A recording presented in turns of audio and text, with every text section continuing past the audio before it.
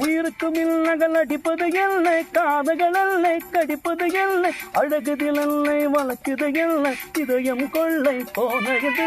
ரகசியமாய் இழபயது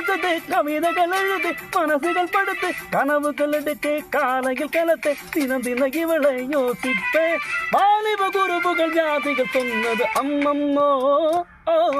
பூக்கள் இவளை பார்த்து பார்த்து போட்டோகிராஃபை கேட்டு கேட்டு கைகள் நீட்டியதோ அந்த புறத்தும்